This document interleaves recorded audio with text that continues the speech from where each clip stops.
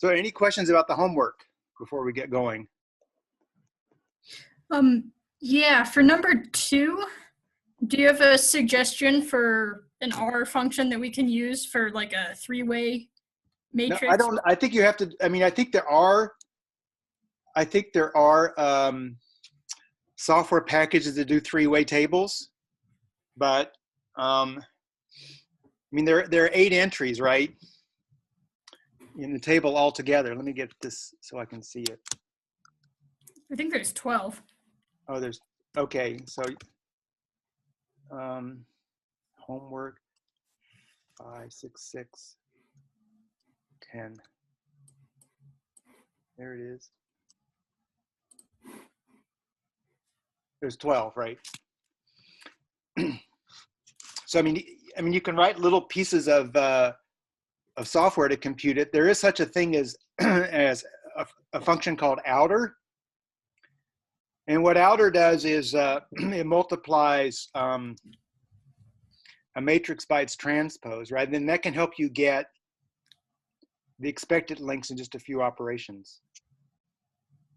But to do a 3-way table, I forget, you can try to do it. There are some packages, and look into economics, because they have higher level tables to do this. I mean, part of the reason for giving you 2 is to actually sort of think through this process a little bit from the nuts and bolts at the beginning, and sort of walk your way through it.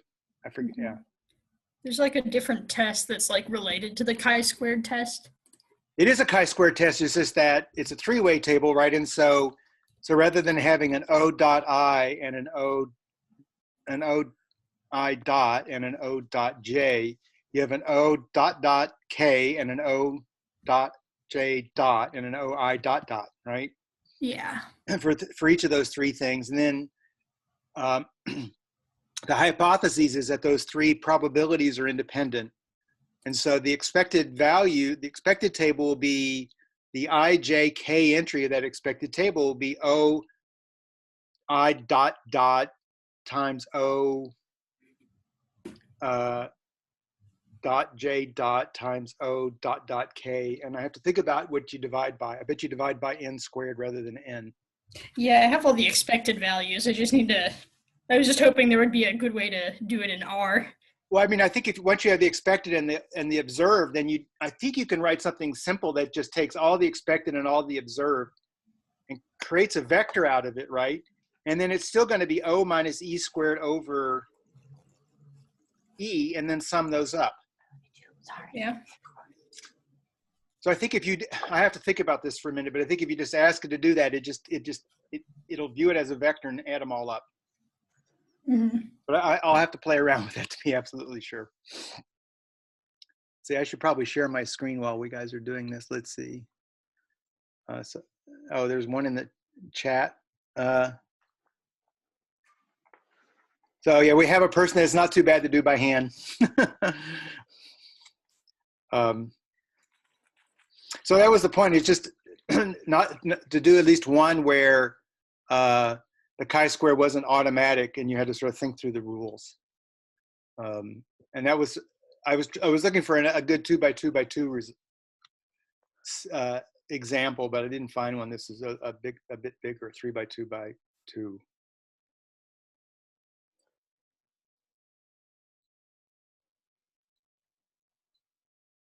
Okay, let's see. So let's. So Thursday there's a test, and so I was asked for a practice test, but really the test questions look a lot like the homework questions.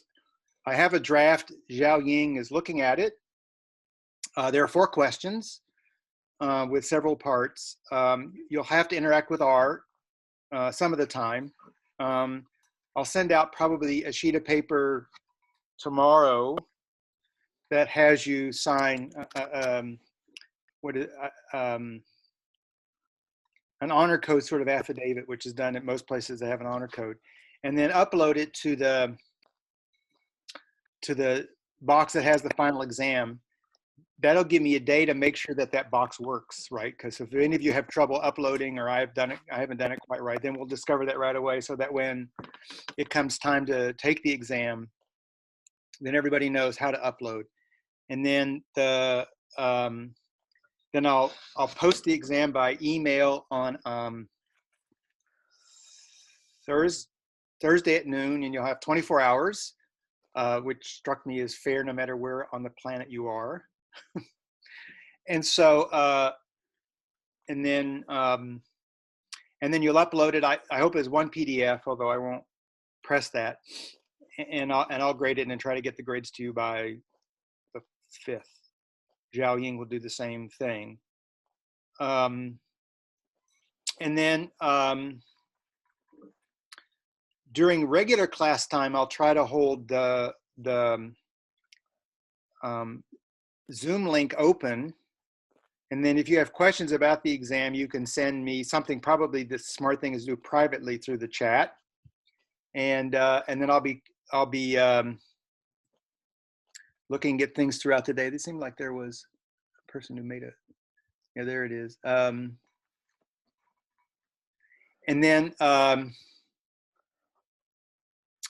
then throughout the day or the next day, you can send me, if you have a question, go ahead and send it as an email. If I feel like it's a question that would benefit the entire class, then check your email and you'll see something that's addressed to everybody. Okay, so today I'm going to take you through sort of both the practical aspects and the theory of at least one-way ANOVA.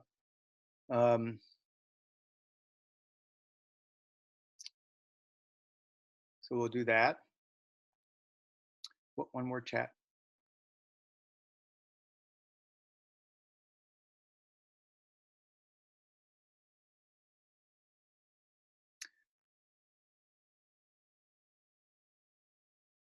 So which problem, Nathan, are you talking about the problem on the Geiger counter? Okay, so yeah, you would just use the sample mean, right?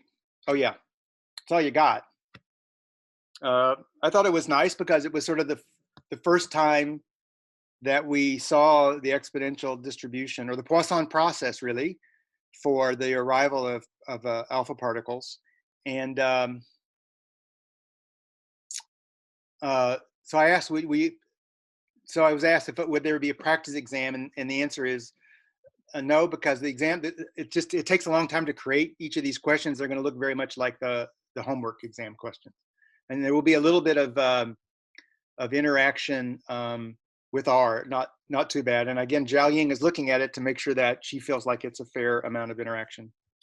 And you may have to compute a distribution value and so on. Okay, let's see. So I'm going to start with in a big space, linear models, and then I'm going to contract down to looking at one-way analysis of variance. But you can take a whole course in linear models. It looks like this: y equals x beta plus epsilon, where x is a matrix whose rows form a series of multivariate measurements, although they're going to be univariate for the things that we look at, called response variables. And x is a matrix of explanatory variables. Beta is the parameters, and epsilon is a matrix of residuals. And so now, if the residuals have a multivariate normal distribution, then least squares estimation is the maximum likelihood estimator procedure to compute the parameters beta. So generalized linear models goes off general linear models by saying that you look at a link function, which in this case is going to be x beta, and that will be the mean of y. And then you look at the distribution of the mean, the distribution about the mean structure, and that adding epsilon won't make sense. But for general linear models, the variance, the structure around the mean is normally distributed. For logistic distribution, then you'll have a link function that's the logistic random variable, and then your basic distribution is binomial, with the parameter being equal to the value that comes out of x beta times the logistic function. Okay, so for multiple linear regression, which is not what we're going to do today, but just so you see it, you have a column of responses. You have a matrix of predictors, and the typical thing you see in multiple linear regression is that the leftmost column is ones, and that takes advantage of the fact that typically when you do linear regression, you have a constant term. It doesn't have to go through the origin. So then beta naught up to beta k is a column vector of parameters. And the epsilons are a column vector of mean zero normal distributions with a given variance sigma squared. And so your data look like, whoops, that should be a beta sub 1, beta naught, beta sub 1, x sub I1, and so on. So plus epsilon. So you have a linear regression. Y is linearly dependent on x with some errors. What we're going to spend the time on today is analysis of variance. And I want to begin with an example. This was collected by a person who I got to know a few years ago, and then she won a MacArthur Award for uncovering the nature between some of the trees in Borneo and how pigs help them survive, and El Nino in the eastern part of the Pacific Ocean. We're on the western part of the Pacific Ocean. We're on the eastern part. So she gave me this data set of 21 plots. 12 had never been logged. 12 had been logged a year ago, and 8 had been logged 9 years ago. And then with the mean number of trees per plot, you can see it's 20, almost 24. The never logged ones, and 14 or 15 for the logs 1 and 8 years ago, and then a variance standard deviation for that. So that's the data sometimes you're presented. And one of the things that you'll get out of today is that if you just have a summary table like this, you can still do analysis of variance. And sometimes I do that because people don't do those types of analyses, but if they provide enough summary statistics, you can do it. So these statistics were computed from the data, which is, in this case, y11 to yn1, the number of trees in each plot in the never logged group, the logged 1 year ago group, and the logged 8 years ago group. And then you get a yj bar, which is the average of yij's, the sj bars, which is 1 over nj minus 1 times the yij minus y bar squared. And you'll see when we get to analysis of variance that those are exactly the ingredients you need and nothing else. Okay, so if I wanted to sort of explain to a lay audience what is the idea of analysis of variance, the question is, are those means the same? That's the null hypothesis, or are they not? And so the basic idea of analysis of variance is I wrote a box plot of these 3 distributions. And so you look at the middle bars, those are the medians, but the ANOVA statistic is based upon the mean. So there's some fluctuation in those means. So we'll call that S squared between. That is the variation between the 3 groups. And then there's the width of them, which we'll call S squared residual, and that's the variance of that's the variances within the groups. And so if the groups are different, then the variation between the groups should be big compared to the variation within the groups. And if they're not different, then those 2 things will be roughly the same. Although statisticians are not happy with the word roughly, we have to make that much more precise. So, so the resulting ratio test statistic is sufficiently large, then we'll say that based upon the data, the groups are distinct and we reject the null hypothesis. So we're going to work through that today. So the hypothesis for one-way analysis of variance is that the means are equal for all the groups. That's the null hypothesis. The alternative is that some group is different. And we'll do a little bit of downstream analysis on this later on. And the data are yij, and so the jth group has n sub j observations, and there are q groups. So the total number of observations, n, is just the sum of the n sub i's. And then the model, which I haven't quite written in terms of the version for linear models, is that the yij is equal to mu j plus epsilon ij. So the epsilon ij's, in order to fit in this linear models framework, are normal with a common variance sigma squared. And so that may be the big restriction, that you have to assume the variances in all the groups are the same. And so X, there would be a design matrix. And if you had to write it as Y equals X beta plus epsilon, what the X's would be a 1 if that observation belongs to group J and a 0 otherwise. So you can see maybe a string of ones in the first column, and then a string of ones in the second column, and a string of ones in the third column for the case of 3 groups that we saw up there. And you'll see how R handles that soon. Okay, so if beta is an m-dimensional parameter space, and X is the n by n matrix, and the rank of, in this case, we're going to ask that the rank of m be less than n. That is, we actually have to have more observations than variables that we want to predict, right? If it were the reverse, it would be overfit, it would be overdetermined, underdetermined.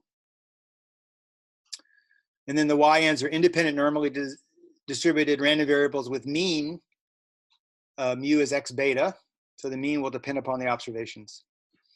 Then the likelihood ratio test of the hypothesis, so we're going to say some linear combination of the betas is 0. I'll write down what that means exactly for analysis of variance soon. And there the means, the parameters are mu's. And the alternative is that they're not 0.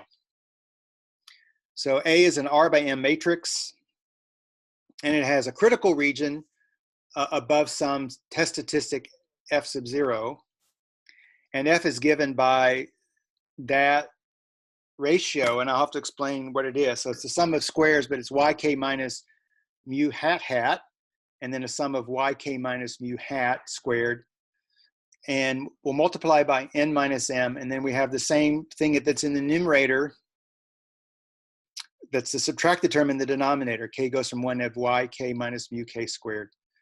And the reason for doing this is, and we're not going to get to this today, I'm going to do this Tuesday, is the function in the numerator and the function in the denominator, by the sort of the miracles of the normal random variable, are independent. They're sums of squares, so you might expect that they have a chi-square statistic. The numerator is going to have r degrees of freedom, and so if you divide through by r, then you have a random variable with mean 1, since a chi-square with r degrees of freedom has mean r, and the denominator will have n minus m degrees of freedom.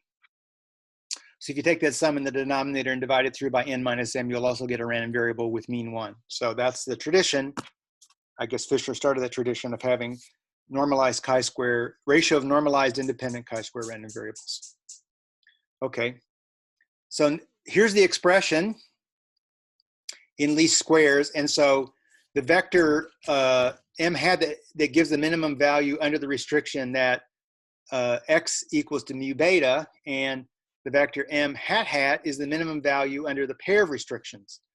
You have to have mu equal to x beta, and you have to have a beta equal to 0. Whoops. So there's the likelihood function in the general case. There's the betas and the sigma squares. And I have a variance 1 over e, well, 1 over 2 sigma squared, and then the power n over 2 is the number of observations. And then it's e to the minus 1 over 2 sigma squared, and then it's yk minus the mu k's.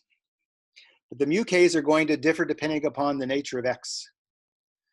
Okay, so I can also write it in vector form as, rather than the sum of yk minus mu k, I could write it as y minus mu transpose times y minus mu. Okay, so there's a likelihood ratio test statistic that I mentioned before. I'm going to minimize it in the numerator according to the null hypothesis. So y is x beta, but the null hypothesis say that the matrix A applied to beta 0, and the denominator, I just have to have y is equal to x beta. And so in the case of linear regression, y equals to x beta is just the linear relationship between the x's and y's. And in the case of ANOVA, it just maps the y's to the means. Okay, so for the numerator, we'll let beta hat be the maximum likelihood estimator for the parameter beta. And we'll let mu hat be x beta hat. That follows from the invariance property of the likelihood. That is, if I have the maximum likelihood estimator for beta is beta hat, then the maximum likelihood estimator for mu is just going to be x times beta hat. Then what is the maximum likelihood estimator for sigma squared? And we've seen this before. It's going to be 1 over n times a yk minus mu k hat squared, right? And so you can, if you wanted to, take the previous expression and differentiate it with respect to sigma squared, set it equal to 0, and then you will get that expression that you see in front of you. And we've seen this several times before. So therefore, if you plug that into the likelihood function for beta hat and sigma hat squared, then the numerator and the denominator, you have this 1 over n y minus mu hat transpose y minus mu in the numerator. In the denominator, you have sigma squared, and so everything cancels except for this factor of n. And so all you have in the numerator now is this e to the minus n over 2, and in the denominator, you have the maximal likelihood estimator for sigma squared across the whole parameter space, 2 pi times that to the power n over 2. Okay, you could do the same thing with a null hypothesis, and we'll put double hats on that. You do the same optimization procedure, and you'll get a likelihood, which I'll call beta hat and sigma squared hat, and it looks exactly the same, except you have a 2 pi sigma squared with 2 hats on it to the power n over 2. Okay, so now the likelihood ratio test says that lambda naught is the critical region determined by lambda naught being bigger than the likelihood ratio statistic, which I've written as the ratio of the sigma square hat in the numerator and 2 hats in the denominator. And then I want to make it look like the F statistic.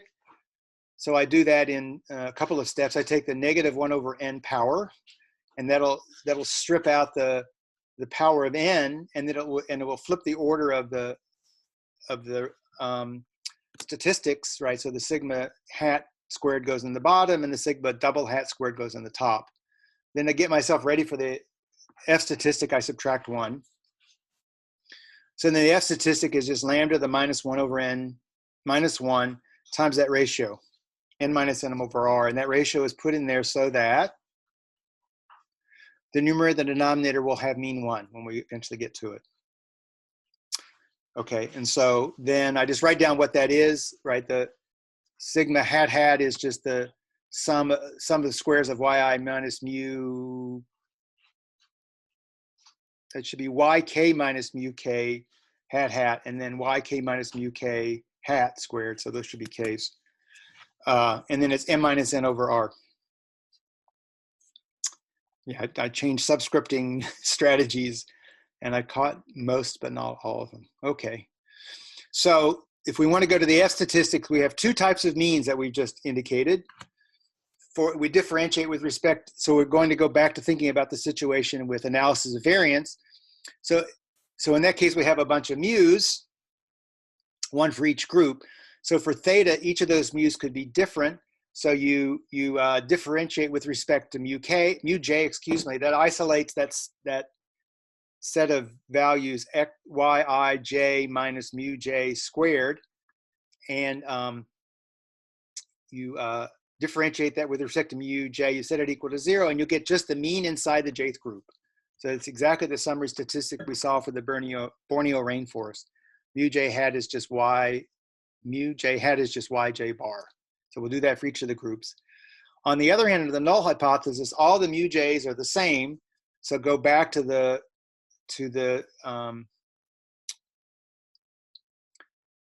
sums of squares for least squares regression. You're going to have a sum on j. A sum j goes from 1 to q. A sum where I goes from 1 to n sub j of y sub ij minus mu, and it's the same mu for every one. So you differentiate that with respect to mu, you set it equal to 0, and you'll get a weighted average. So mu hat is called the grand mean, and that's y bar, and it's just the average. So n is just the total number of observations, and I weigh each one. So the total number of observations, average it. If I take all the averages, that's just yij, and then I average all of them. So sum over I up to nj and sum over j up to q. But if I sum on I going from 1 to nj of yij, I just get nj times yj bar. So I can again refer to just the summary statistics in that table. I don't need the individual observations to get that.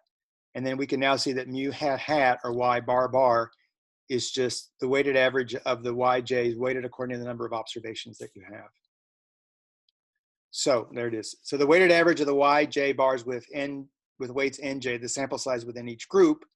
And I'll let you go back to the Borneo rainforest and do that. You can see that the grand mean is 18.06. That is, you take 12 times the first mean plus 12 times the second mean plus 9 times the third mean. I think that's right. There are 12, 12, and 9 in each group. You do that multiplication, you add them up and divide by 33. So that weights the average.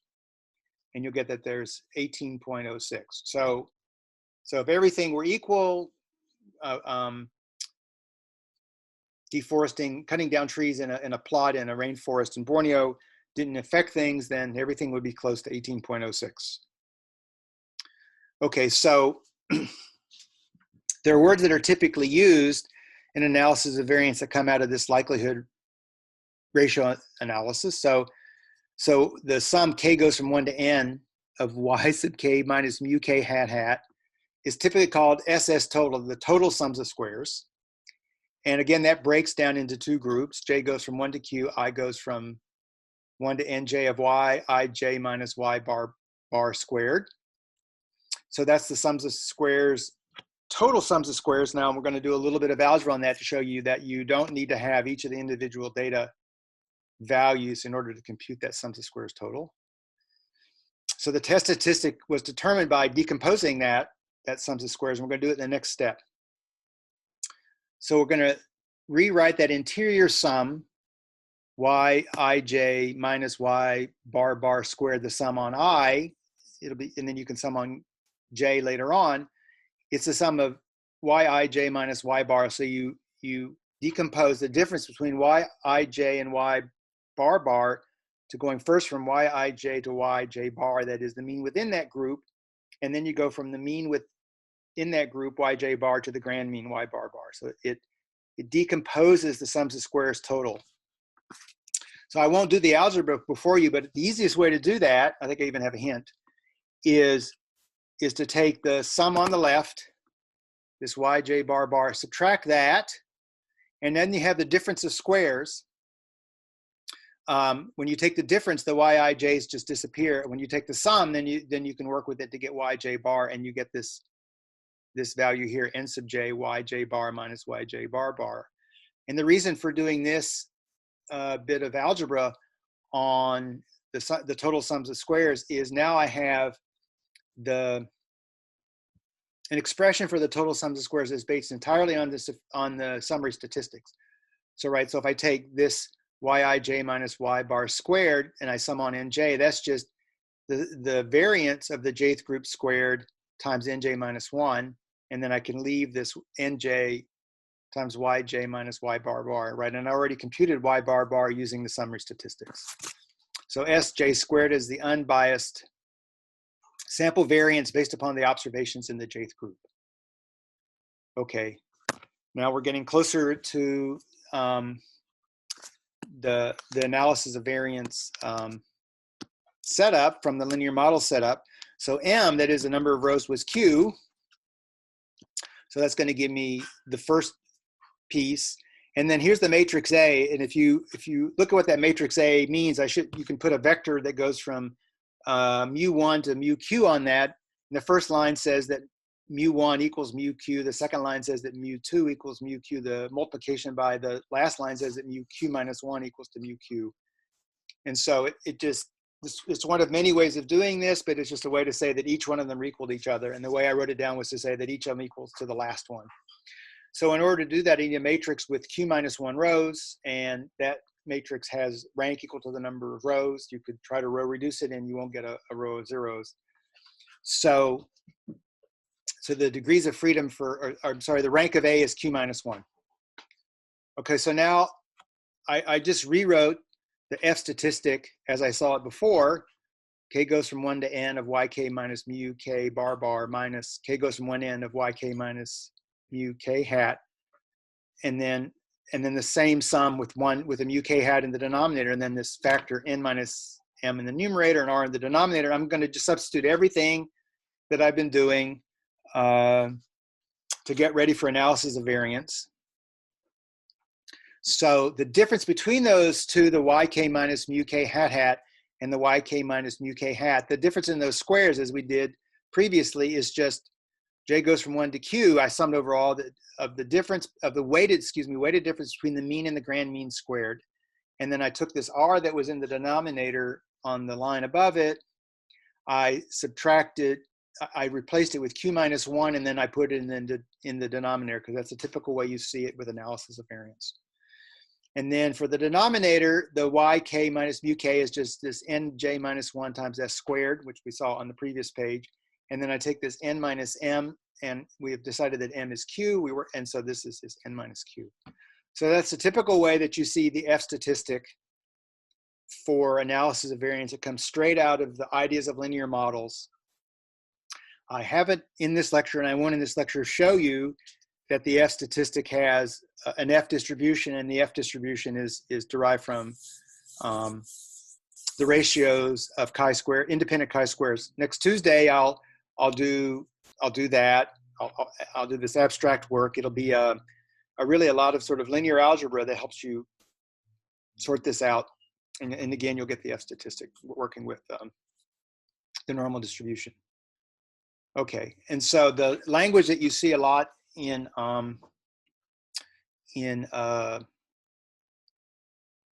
analysis of variance is that expression, the sum in the numerator is called sums of squares between, right? It looks at the variation between the groups, yj minus y bar bar, and that's the same sort of thing I mentioned in the introductory slide about the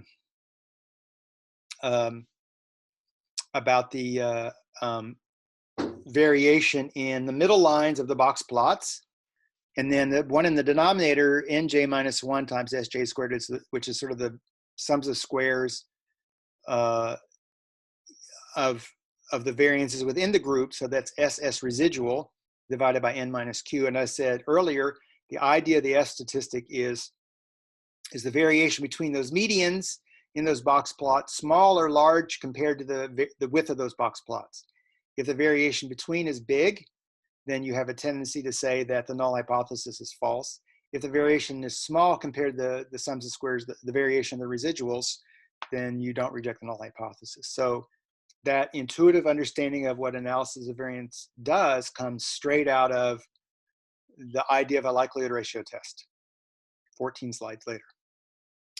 Okay, so we decompose the variation to the sums of squares total equals the sum of squares residual plus the sums of squares between. And I'm going to show you the output of a typical analysis of variance statistic. I'll do one directly, but I'll do this one by hand, right? So the sums of squares residual, so I'm just sort of repeating what I've done. It's just the difference between the individual observations and the mean inside that group and the sum over all the groups. Or you could write that as the sum over all the groups of the variance of each group, but the weight is the degrees of freedom for that variance, nj minus 1. And so for the rainforest example, there were 12, 12, and 9 in each group. The variances were 5.065, 4.981, and 5.761.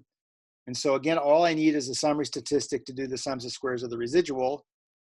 So I did that arithmetic, and I got 820 point something, 6234.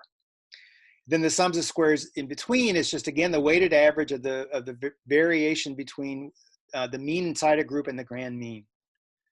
And so I can again go back to the means from my data table at the beginning, 23.75, 14.083, and 15.778. And I multiply them through by the number of observations in each group, 12, 12, 12. And having subtracted that from the grand mean squared, multiplying it by the appropriate weighted average, I get 625. Okay, so is that big enough for me to say the groups are different? Well, we'll find out in a minute. So if you look at the output of a typical ANOVA table, then you'll see a source of variation was between the groups. The degrees of freedom is q minus 1.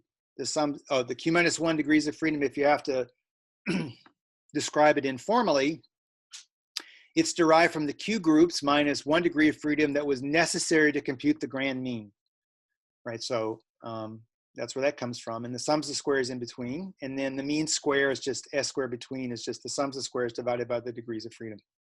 And we'll see us using this s squared between in a variety of ways later on. The residuals, the degrees of freedom, are n minus q. And the way to informally get that is you had q groups. You found the variance of each of these q groups. Each of these q groups had nj minus 1 degrees of freedom. You add up all the NJs and you get N, because that's the total number of observations. You add up all the ones, you get Q, because they're Q groups. So there's N minus Q degrees of freedom, and the sums of squared is called the residual sums of squares. And then you can compute the mean square by taking the residual sums of squares and dividing through by the number of degrees of freedom. And then the total number of degrees of freedom is N minus 1. And the total number of the total sums of squares is SS total. So that's what it looks like. So let's do it for Borneo. So there's this. So I'm going to put in the source of variation, the degrees of freedom, the sums of squares, and the mean squares. So between the groups, there were 3 groups. So the degrees of freedom is 3 minus 2. 3 minus 1, excuse me, which is 2. We did the total sums of squares earlier, so that's 625, and I divide that by 2, and I get 312.6. Okay, and then the residuals, well, there were 33 observations overall, and there were 3 groups, so the degrees of freedom for the residuals was 30. And the sums of squares for that is 820.6. We did that computation a couple slides ago. If I take 820.6 and divide it by 30, I get 27.4. So the total number of degrees of freedom is 32. The total sums of squares is the sum of those two, 1445.8. Okay. So now I'm ready to do the test statistic at long last. So the F statistic is this little s squared between divided by little s squared residual, and you get the little s squared between by taking the sums of squares, dividing it by the degrees of freedom that go with the sums of squares, which is 1 fewer than the number of groups. Then you take the sums of squares for the residuals, and you divide that by the total number of degrees of freedom, which is the total number of observations minus the total number of groups. Okay, under the null hypothesis, F is a constant multiple of the ratio of 2 independent chi-square random variables, namely S squared between and S squared residual. So the linear algebra that I still owe you is to show you that those are independent. And then I said that the tradition is to divide those through by the degrees of freedom, so that under the null hypothesis, each of those become independent random variables with mean 1. So the ratio is called an F random variable. Now we need 2 numbers to describe the degrees of freedom: the numerator degrees of freedom and the denominator degrees of freedom. So Q minus 1 for the numerator and N minus Q for the denominator. And we write that as you see F Q minus 1 for the numerator degrees of freedom, comma, N minus Q for the denominator degrees of freedom. And so now for the rainforest data, I just take that ratio, which I can pull straight off the table, and I got 11.43. Okay, and so if I'll have the R code in a minute, the critical value for, let's say, if an alpha equals 0.01 level test. So if you were a conservationist and you were trying to decide if you needed to do a reforestation project, and you would ask yourself, has the diversity or the number of trees on a given plot decreased? And if you said as a conservation policy that if it's rejected at the 1% level, then I'll start a tree planting policy to increase the number of trees in the stands in these plots in Borneo. So, and I got that, if you look at the bottom, by looking at QF at 0.99, because I'm looking at the 1% level. 2 is the number of numerator degrees of freedom because there's 3 groups minus 1, and 30 is the number of denominator degrees of freedom because there are 33 observations minus 3 groups. And so there's that critical value, 5.390. If you want to know the p-value, then you ask yourself, what's the probability that the F distribution with 2 numerator degrees of freedom and 30 denominator degrees of freedom takes a value at least as big as 11.43, the value that was observed. So I do that with 1 minus PF of 11.43, comma 2, comma 20, and I get a p-value that's 2/100ths of 1%. So yep, it's decreased the number of trees in those plots. And so there's a little graph. I just drew the density function for an F statistic. And then I indicated the values, they're hard to see, but they're there, 3.316, 4.470, and 5.390. And those are the critical values for a 5, 2, and 1% significance level test. And it's easy to use R to do that. You just replace this 0.99 with 0.98 or 0.95, depending upon the significance level that you're using. Okay, you can use the output from analysis of variance to create confidence intervals. And so what you need to build the confidence intervals is an estimate for the variance. And we have that from the residuals, right? Because we presumed that the variance of the epsilons was the same across observations. So S squared residual is just, again, the sum of squares of the residual divided by the number of degrees of freedom, which is n minus q. And this is a little bit better than looking at each of these groups individually, because you're using this estimate of the variance by using a larger number of observations. There was 12 in one group, so you could build it completely out of one group, and there were 12 in that group, but you can use the entire number of 33 observations to reduce the margin of error. So the gamma level confidence interval for mu j is just yj bar, and again, this is something we've seen. It's going to be the upper 1 minus gamma over 2 upper tail probability with n minus q degrees of freedom, and then you put that residual in there and you divide through by the square root of the number of observations. You could do the same thing for the difference in means, and it's similar to what you would see for a pooled 2-sample t confidence interval. That's all. So there it is. So the estimate for mu j minus mu k is just yj bar minus yk bar, and then you put in, again, the upper critical tail probability for the t distribution, appropriate value 1 minus gamma over q2, and appropriate number of degrees of freedom n minus q. And then you multiply through by 1 over nj plus 1 over nk to take advantage of the variance of yj is sigma squared over nj, and the variance of yk is sigma squared over nk. And so the variance of the difference is the sum of those two numbers, sigma squared over nj plus sigma squared over nk. And then you estimate sigma squared by s squared residual and take the square root. And so the s squared residual comes out of the radical, and it's left with just power 1, and then you're left with this sum of reciprocals. So if we do a 95% confidence interval for the mean number of trees on a lot logged 1 year ago, then I take the mean, I look up, I do what, Q 0.97530, and I get 2.042, and then I take the sums of the squares of the residuals. I take S squared of the residuals, take the square root, so that's square root of 27 over 4, and there are 12 observations. And so then I get 14.083 plus or minus 4.7. So that's sort of the distribution of the number, or 95% confidence interval for the mean number of trees on these plots in this rainforest in Borneo. And I can write it down as an interval from 9.369 to 18.979. Okay, and then you could do the same thing. I won't do this in front of you to get a 95% confidence interval for the difference in trees plot between never logged plots in 8 years ago. So you would just do y1 bar minus y3 bar, and then it's going to be the same t distribution, the same residual, but you're going to have 1 over 12 plus 1 over 9. And away you go. Okay, I'm going to do another example. This is, maybe I should say something about this example. So when Lisa was working on the island of Borneo and trying to understand the ecology of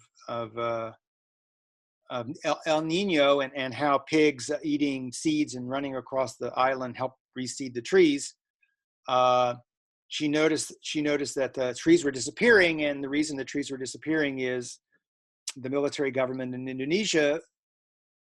The president of Indonesia would give generals plots of land in Borneo as a way to placate them, and they would sell the trees on those plots of land and make themselves wealthy. So it wasn't a good situation. This one's a little bit better. It's on honeybee queen development time, and so this was a project that I was involved in some years ago. The goal of this project was to actually try to understand the Africanization of honeybees, and the test statistics for that is more complicated than this. But one of the baseline things that we tried to understand is that the development time for a European queen and a honeybee is suspected to depend on the temperature of the hive. So the rationale is that bees, like any insect, are cold-blooded, and so their metabolism increases with temperature. And so what they did is they're beautiful lacquered oak containers where they rear queens in a low, medium, and high temperature hive. And so that gives you the nature of what hive temperatures look like for queens. So 31.1, 32.8, and 34.4. So 31.1 is what, about 87 degrees, and then it warms up. So the hypothesis is that with higher temperatures increases the metabolism rate, and if you increase the metabolism rate, then you speed up the time it takes for the egg laid, from the time an egg is laid by the resident queen until the emerging queen comes out. And there's a picture of an emerging queen coming out. The reason that we cared about this is a queen, when the time comes to, say, the colony gets crowded and the time comes for the colony to split, then the resident queen, the mother queen, will lay queen eggs, about 10 of them, and then she'll take off with half the hive or some fraction of the hive and find a new place to go. In fact, I might have heard this happening on the San Pedro River a couple of Saturdays ago. We heard this big going over our head as it sounded like a colony of bees looking for a new place to go. Now, those bees are almost certainly going to be Africanized because they were feral. They weren't managed. And then the colony that remains will have a young queen. Since there are 10 cells, it's the first queen that emerges that typically becomes the queen of the hive, and she will then sting the other queens to death. When you get stung by a honeybee, then that bee dies. But when one queen stings another, the chitin, or the material that's on the surface of a queen, is punctured, and it doesn't break the stinger of the queen, and so she survives that, or she might survive that. If she doesn't, then another queen that emerges will do this, and that's why they have 10 or so. Okay, so the hypothesis is that the length of time that it takes to develop doesn't depend upon the temperature, and the alternative is that it does. And so where the mean low, mean medium, and mean high are the mean development times for queen eggs reared in low, medium, and high temperature hives. And here are the data in the box plot. So those are the data. This data were collected about 20 years ago. So this is way before there were fancy cameras and Zoom technology and the ability to record and watch it remotely. So in where these beautiful oak boxes were at the Bee Research Lab on Camel and Allen in Tucson was some poor undergraduate student who slept with the queens and had to get up every once in a while to see if they'd emerged. So here's their emergence time: European honeybees under low temperature, European honeybees under medium temperature, and European honeybees under high temperature. So there they are. That's their data. And they made a box plot. Oh, okay. I'll skip down a little bit. So there's the box plot for those hives. And so if you want to set yourself up in order to use ANOVA, what you have to do is you have to create two columns. So the first column I called EHB for European honeybees, and then I just concatenated the data at low, medium, and high temperature. So there are 46 bees altogether. I can't remember how many each one, but I now have one column of length 46. And then I have to create, in some sense, the design matrix, which is I have to associate with each of these the groups. I'm going to call the low one group 1, the medium temperature one group 2, and the high temperature one group 3. So I create a vector that repeats the number of times that I have the low temperature group, 2, the number of times I have the medium temperature group, and 3, the number of times I have the high temperature group. Now, if you try to do analysis of variance with that, R will think that 1 means 1, 2 means 2, and 3 means 3 numbers, but they really aren't numbers, they're factors. So they're just distinguishing them between groups.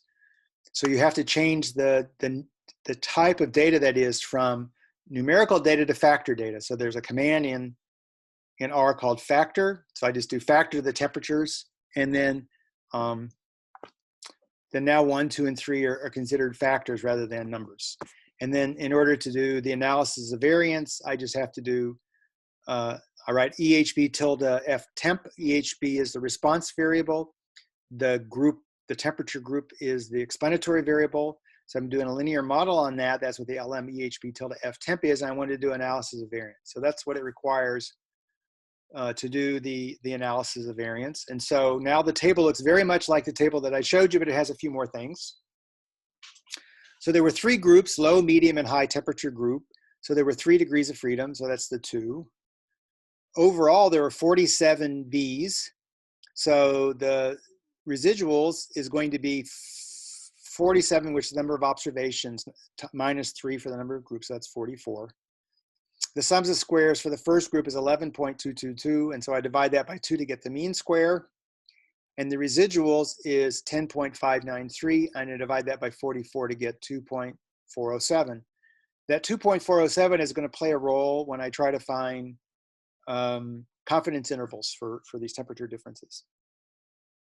Then the F statistic is just this 5.6, the sums of squares between, and then divided by 0.2407, which is the sum of squares of the residuals. And I get an F statistic of 23.307. And then you can look that up and you get a p-value of roughly 10 to the minus 7. So yes, temperature really matters with respect to how long it takes a queen to develop. And if you're a beekeeper, that might matter to you. Okay, now you don't just do analysis of variance and wash your hands, or swipe your hands and walk away. You might want to do some downstream analysis. So there's 2 different kinds of downstream analyses. One is called contrast. And contrast, after rejecting the hypothesis, ask questions about some linear combination of the means that you had in the original analysis of variance, and you want them, and by tradition we have them equal to 0. So if you want to know, for example, is there a nonlinear expression with respect to hive temperature and queen development time? So it could be the case that if you warm up the hive a little bit, metabolism increases a lot, or it could be the case if you warm the hive up a little bit, the metabolism doesn't increase at all. Maybe there's some threshold value. So the null hypothesis is that neither of those things happen, that the queen development time in the medium temperature hives is midway between the time for high and low temperature hives. So what does a contrast say? Well, I could say that the mean of the medium temperature hives, mu sub medium, is halfway between the low and the high. And the alternative is that it's not halfway. And so I could write that in terms of contrast by having a linear combination, pardon me, of the means be 0.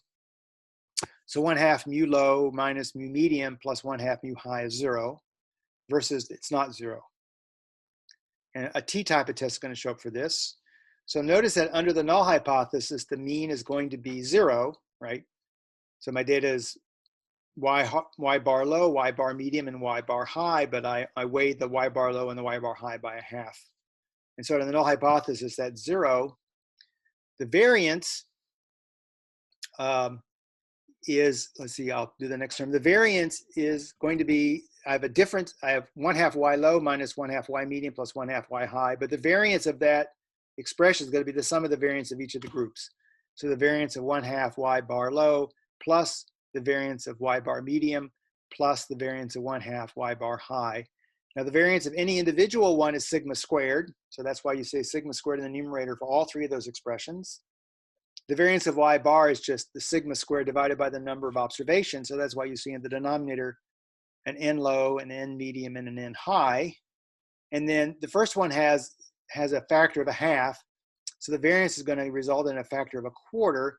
The last one also has a factor of 1/2. So it's going to have a factor of 1/4. So this leads to a test statistic. T, so your estimate is 1/2 y bar low minus y bar medium plus 1/2 y bar high.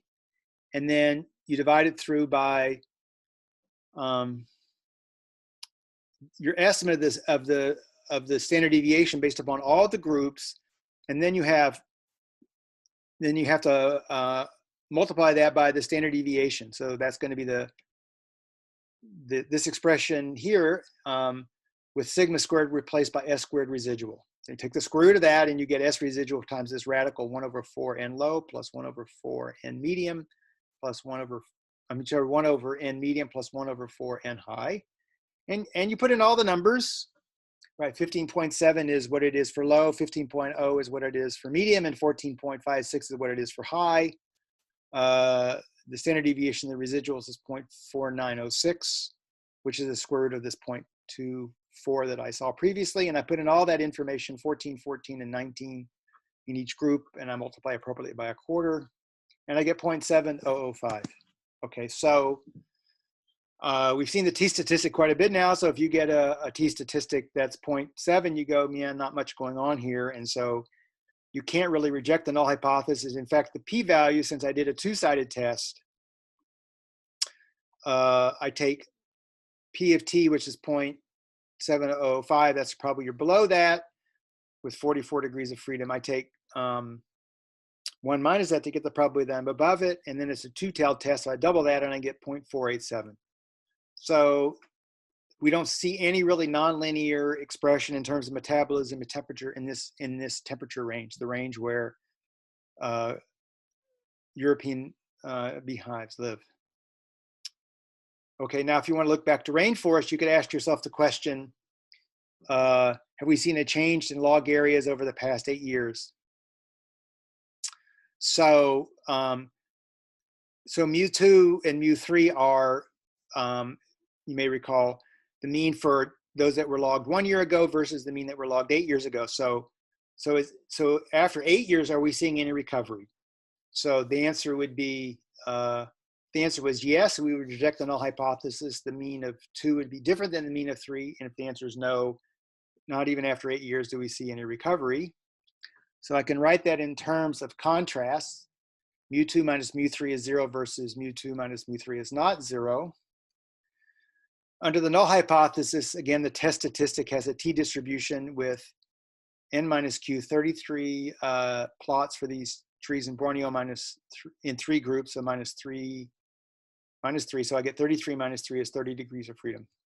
And then there's the test statistic, y2 minus y3 divided by the square root of s residual, 1 over n2 plus 1 over n3. I plug in the numbers, and I get negative 7344. So I go, again, not much going on. So I can't say that that even after 8 years, I'm seeing much in the way of recovery, a statistically significant recovery in the number of trees on a plot. So it takes a long time for these this rainforest ecology to establish itself. So you have a similar sort of delicacy in this rainforest ecology that you have in a desert ecology. If you go to Tohono Chul, which is a desert oasis, old ranch on Oracle and Ina, you can have a nice lunch. You can buy some. They're actually having a sale now on desert flowers, and at their nursery, and you can see what used to be little roads that were used by wagons a century ago, and they're still visible. It takes a long time, both in the rainforest and the desert, for the land to recover.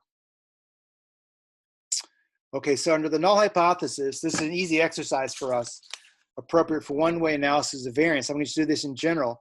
You have Q groups, and you have Yj bar is just the sum of the Yij's in that jth group divided by Nj. And so the mean of any linear combination, since the mean of the Yj bar is just mu j, the mean of any linear combination is going to be just the linear combination of the means.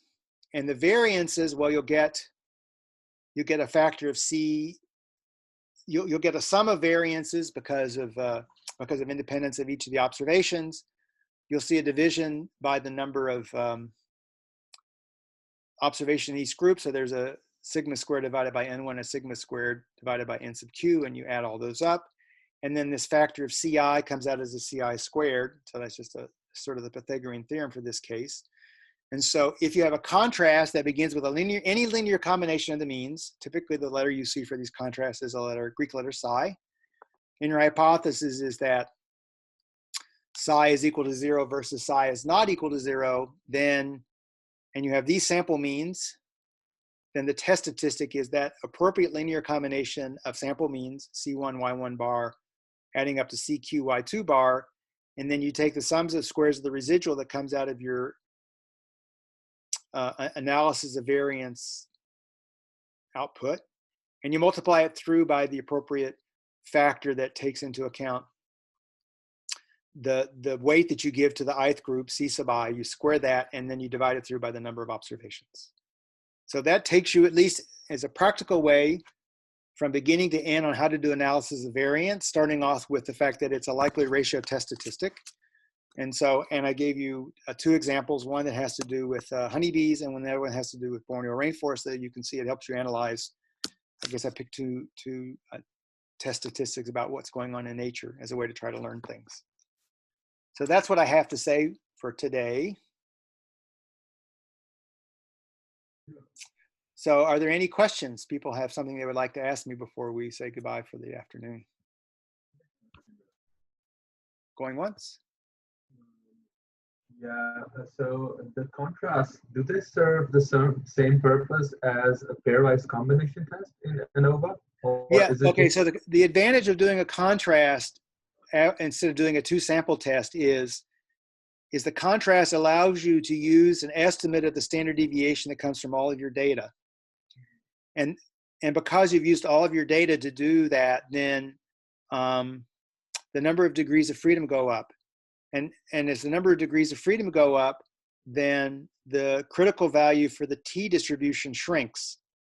So that gives you a more powerful test with respect to hypothesis testing, and it gives you narrower confidence intervals. That's why it's nice to use all of the data as a strategy to do test for contrast. Any other questions before we go away? That's a good question.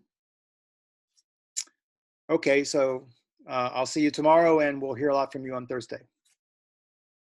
Thanks, Joe. Stay safe. We're doing our best, right?